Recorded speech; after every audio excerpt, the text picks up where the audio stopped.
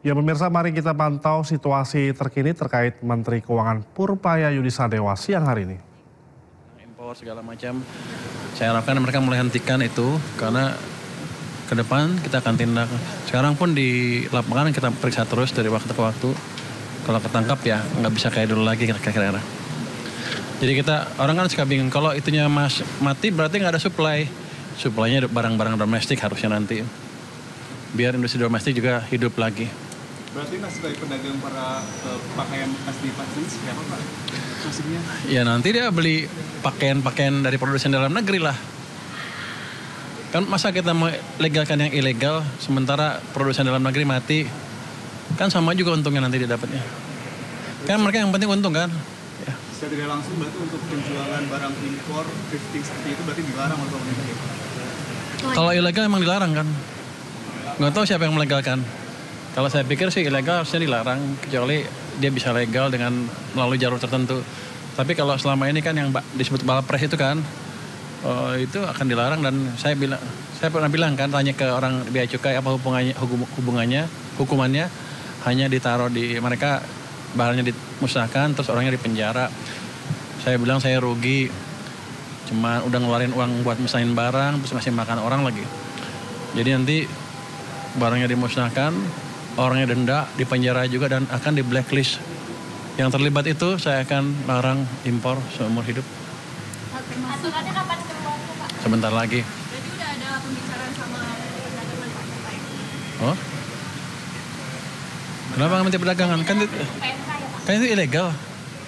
Kenapa mesti bicara dengan Menteri Perdagangan? Emang ada peraturan Menteri Perdagangan yang melegalkan itu? Nggak, maksudnya kan Kerjasamanya koordinasinya sama kerja sama koordinasikan aturannya itu Pak. Kenapa memberantas Menteri Perdagangan? Instrumen dia di mana? apa langsung dari Kementerian Keuangan Pak berarti peraturan? Itu kan bea cukai, pasti kan yang jaga bea cukai nanti kalau di lapangan mungkin yang baru mungkin Kementerian Perdagangan, tapi yang saya jaga yang di bea cukai yang di port-port masuk. Saya fokus di alat-alat yang saya kuasain, bea cukai, pajak dan lain-lain ya. Berarti juga PMK ya Pak? Aturannya? Aturan apa? Itu kan ilegal. Ilegal eksekusi sesuai dengan pelanggarannya.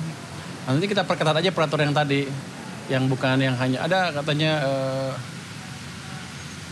kelemahan hukum di sana, tapi kan kita bisa akalin nanti di lapangan seperti apa. Pak, kalau mitigasinya gimana sih Pak kalau ada penolakan dari para pedagang? Penolakan, siapa yang nolak saya tangkap duluan. Kalau yang pelaku thrifting yang nolak-nolak itu ya saya tangkap duluan ya, berarti kan dia pelakunya, clear. Malah maju, malah untung saya.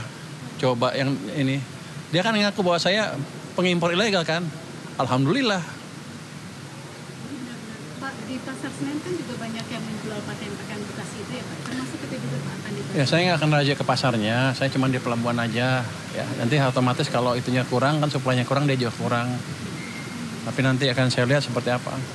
Harusnya sih pelan-pelan kan suplainya habis kan. Kalau suplainya dicekik kan pasti akan beralih ke barang-barang dalam negeri. Saya harapkan mereka belanjanya dari produk-produk dalam negeri nanti, UMKM kita lah. Pak, satu lagi Pak. Pak, ini kan ada tanggapan Pak dari Pak Hasan Nasmi bahwa ya gaya komunikasi Bapak lagi-lagi dikritik begitu. Kenapa? Di kabinet pemerintahan Pak. Nah, itu gimana? Mana indeksnya deh? Gambar saya tunjukin ya. Saya gambar. Itu saya selalu pakai survei ke masyarakat. Apakah saya mengurangi kepercayaan masyarakat pemerintah apa tidak? Kalau dari angka kita yang terakhir, ini baru keluar angka bulan survei bulan Oktober dari dulu dan anak saya sekarang di surveinya dilakukan oleh LPS. Ini indeks kepercayaan masyarakat ke pemerintah. Kalau jatuh seperti ini keadaan buruk. Kalau sana bagus. Ini kemarin waktu bulan September, Agustus September itu turun terus, Juli, Agustus September turun terus ke titik terendah sini. Inilah terjadi banyaknya demo. Tapi kita lakukan kebijakan yang mungkin untuk bagian kalangan agak drastis, agak ceplas-ceplos. Tapi ini berhasil mengembalikan sentimen masyarakat ke pemerintah. Justru ini levelnya sekarang udah level sama dengan ini. Jadi sudah stabil lagi. Jadi stabilitas pemerintahan amat baik di mata masyarakat. Kecuali di mata orang itu ya. Kenapa? Karena daya belinya juga membaik. Ini daya beli itu yang ini. Ini kita konsumen nih turun karena ekonomi buruk. Ketika ekonomi bagus, ini ke sana naik lagi. Ini sama ini ada korelasinya. Ketika ekonomi buruk, mereka nggak suka pemerintah. Makanya banyak demo besar-besaran. Tapi ketika mulai balik, mereka juga senang ke pemerintah. Jadi sepertinya saya cowboy. Tapi yang saya lakukan adalah mengembalikan kepercayaan masyarakat ke pemerintah. Itu juga atas pemerintah Bapak Presiden. Jadi saya nggak berani gerak sendiri. Jangan dianggap saya cowboy, saya hanya perpanjangan tangan dari Bapak Presiden, kira-kira begitu. Dengan versi yang lebih halus malah. Berarti komentar Bapak terhadap beberapa menteri-menteri di jabat Prabowo sendiri itu harus instruksi dari Presiden juga? Saya pernah bilang ke beliau, saya akan pastikan belanjanya tepat waktu. Dia bilang go ahead aja jalan. Kenapa? Karena kita perlu ekonomi yang lebih cepat di triwulan keempat tahun ini. Udah mulai kelihatan kan? Saya harus harapkan ke depan lebih bagus lagi. Saya tidak mencampuri kebijakan mereka ya, tapi memastikan bahwa penyerapan anggarannya tepat karena uangnya kan ada biayanya untuk saya, ada kosnya. Makasih ya. Makasih ya. Testimoni tadi boleh Pak acara tadi Pak? Izin Pak. Menteri Keuangan Purbaya Yudi Sadewa mengaku menggunakan jasa hacker atau peretas untuk membereskan masalah sistem Cortex. Purbaya menyebut para hacker yang direkrut berasal dari Indonesia dan memiliki reputasi global.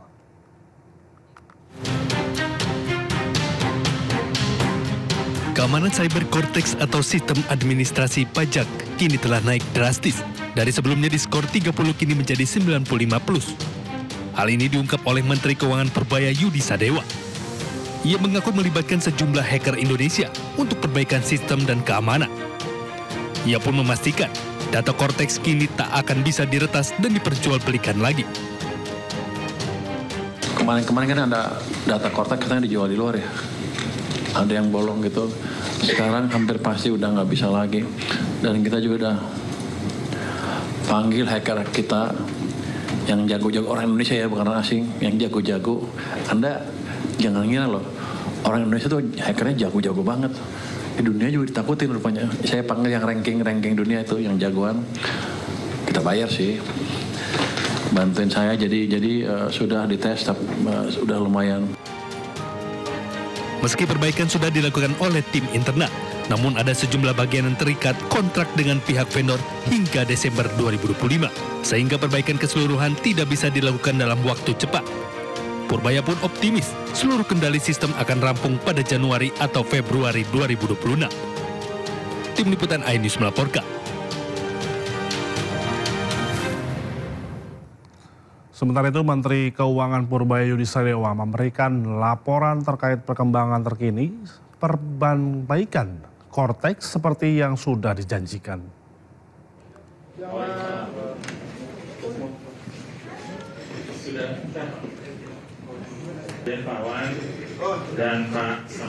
Menteri Keuangan Purbaya Yudi Sadewa mengatakan kendala pada Cortex Administration System tidak bisa diselesaikan dalam waktu singkat. Pihaknya telah menyelesaikan kendala-kendala yang bisa ditangani. Masih ada beberapa persoalan yang tak bisa dibereskan karena masih ada kontrak dengan vendor. Persoalan ini disebabkan oleh permasalahan pada upper layer, middle layer, programming layer, dan operational layer dari Cortex. Sistem keamanan dan layanan fungsi Cortex sebelumnya sebenarnya dengan kualitas canggih dan mahal, namun operasionalnya masih bermasalah dan harus terus dipelajari. Jadi Cortex itu ada beberapa layer yang bisa kita perbaiki ya. Sejak dibuka 15 Oktober 2025, layanan pengaduan Lapor Pak Purbaya telah menerima lebih dari 28.000 pesan. Sementara terkait petugas pajak yang ingatkan tunggakan jam 5 pagi, Purbaya ancam beri sanksi.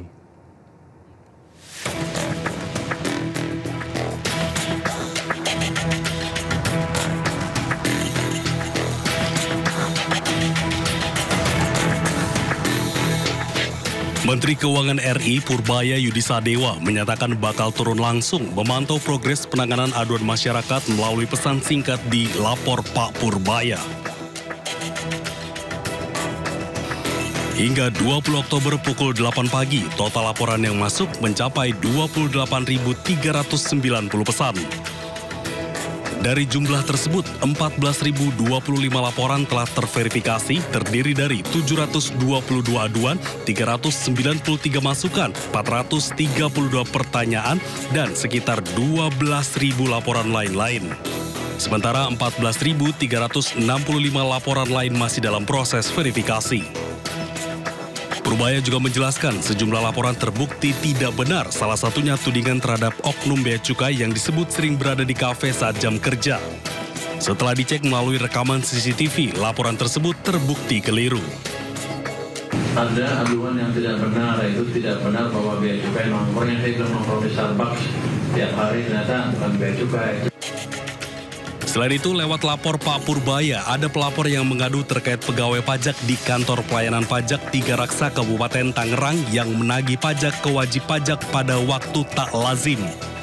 Terkait hal itu, Purbaya minta pegawai tersebut tidak hanya diberi pembinaan, tetapi juga dikenai efek jera.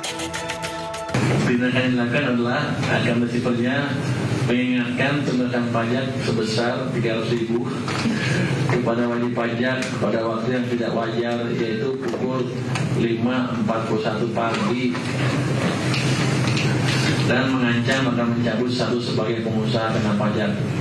Setelah klarifikasi kepada AR disebabkan karena beban kerja yang sangat tinggi dan takut lupa kepada AR, yang bersangkutan akan dilakukan pembinaan terkait komunikasi yang patuh terhadap wajib pajak.